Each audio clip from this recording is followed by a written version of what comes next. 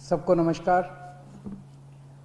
पिछले महीने जब दिल्ली में बहुत तेज़ी से कोरोना के केसेस बढ़ने लगे और हम सब देख रहे हैं कि ये वाली कोरोना की वेव कितनी ख़तरनाक है, बहुत ज़्यादा संख्या में इसमें लोग सीरियस हो रहे हैं, अस्पतालों की ज़रूरत पड़ रही है, आईसीयू की ज़रूरत पड़ रही है, काफ़ी ज़्यादा लोगों की मौत भी हो रही है। तो 20 अप्रैल को मजबूरी में हमें दिल्ली में लॉकडाउन लगाना पड़ा था। केसेस लगातार बढ़ते जा रहे थे। लॉकडाउन लगाने की वजह से और भी अन्य कई कारणों की वजह से 26 अप्रैल को आके 35% पॉजिटिविटी रेट बढ़ गया था। 35% बहुत ज़्यादा होता है, मतलब 100 लोगों का अगर हम टेस्ट करते थे तो 35 लोग उसमें पॉजिटिव निकलते थे। 26 अप्रैल के बाद से चूंकि लॉकडाउन लगाया था, एक तरह से थोड़ी सी चेन टूटनी चालू हुई थी इसकी कोरोना की।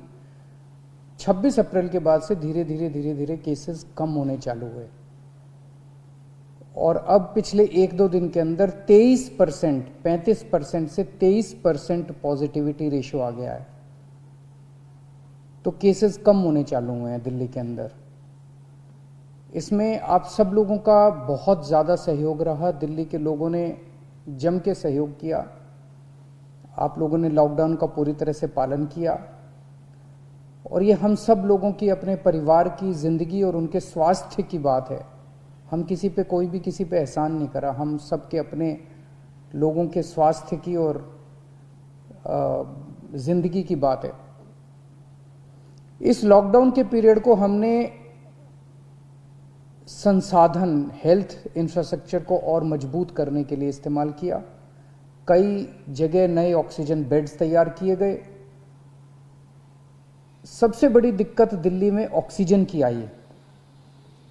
नॉर्मल टाइम में जितनी ऑक्सीजन चाहिए होती है अस्पतालों में, उससे कई गुना ऑक्सीजन की जरूरत पड़ने लगी, क्योंकि अब जितने भी मरीज आते थे कोरोना में उन सबको ऑक्सीजन की जरूरत थी। तो कई गुना ऑक्सीजन की जरूरत अचानक पड़ने लगी।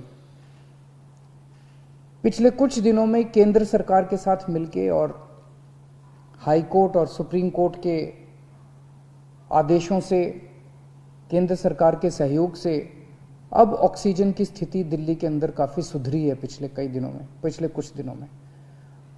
अब इस तरह की बातें सुनने को नहीं मिलती कि इस अस्पताल में 2 घंटे की ऑक्सीजन रह गई, उस अस्पताल में आधे घंटे की ऑक्सीजन रह गई, यहाँ पे किसी की ऑक्सीजन से मौत हो सकती है।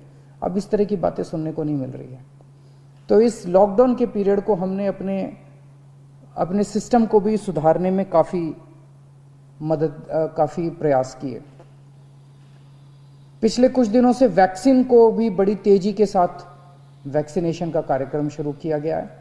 आप में से जितने लोगों ने वैक्सीन लगवाया उन्होंने देखा होगा कि दिल्ली सरकार ने जो स्कूलों में इंतजाम किए हैं वो कितने शानदार इंतजाम किए हैं। सब लोग इसकी तारीफ कर रहे हैं, सब लोगों को अच्छा लग रहा है। हमारे युवा बढ़ चढ़ के वैक्सीन लगवा रहे हैं। यहाँ तक कि दिल्ली के आसपास के इलाकों से भी लोग दिल्ली में आके वैक्सीन लगवा रहे हैं। वैक्सीन के स्टॉक की कमी है, इसमें हमने केंद्र सरकार से सहयोग मांगा है। मुझे पूरी उम्मीद है जैसे केंद्र सरकार अन्य बातों पे भी सहयोग करती रही है, इसमें भी हमारा पूरा सहयोग करेगी। पिछले कुछ दिनों में सब लोगों से मेरी बात हुई है, व्यापारियों से, महिलाओं से, युवाओं से, अलग अलग किस्म के लोगों से बात हुई है और सबका ये मानना है कि कोरोना के केस कम तो हुए हैं लेकिन अभी भी बहुत हैं। 23% अभी भी संक्रमण दर है। अभी ढिलाई नहीं दी जा सकती, अभी समय नहीं आया है ढिलाई देने का। तो सबका ये मानना है कि अभी लॉकडाउन को और एक्सटेंड करने की ज़रूरत है। अभी और इस कड़ाई को अभी थोड़े दिन और बरकरार रखने की ज़रूरत है, नहीं तो अभी जो हमने हासिल किया वो भी ख़त्म हो जाएगा। और जैसा मैंने कहा कि ये इतना मुश्किल दौर है, ये वाली वेव इतनी खतरनाक है, इतने लोगों की मौत हो रही है, तो जान है तो जहान है। अगर ज़िंदगी बचेगी तो बाद में और बहुत कुछ कर लेंगे ज़िंदगी में। सबसे पहले इस टाइम ज़िंदगी बचाना है। तो इसीलिए सरकार ने आप सब लोगों के फीडबैक के आधार पे, आप सब लोगों की इसके आधार पे मजबूरीवश अभी 1 हफ्ते का लॉकडाउन और बढ़ाया जा रहा है। कल सुबह 5 बजे ये लॉकडाउन ख़त्म होना था, लेकिन अब ये अगले सोमवार को 5 बजे तक के, सुबह 5 बजे तक के लिए बढ़ाया जा रहा है और इस बार थोड़ा सा और सख्त किया जा रहा है। कल से दिल्ली के अंदर मेट्रो भी चलना बंद हो जाएंगी। हमारी कोशिश है कि जितना ज़्यादा इसको लॉकडाउन को सख्त किया जाएगा उतना तेज़ी से हम सब लोग कोरोना पे काबू पा पाएंगे। मेरी आप सबसे निवेदन है, जिस तरह से अभी तक आप लोगों ने सरकार का साथ दिया, जिस तरह से अभी तक आप लोगों ने पूरा लॉकडाउन का पालन किया, इसी तरह से आने वाले समय में भी आप सब लोग लॉकडाउन का पालन करेंगे। नमस्कार।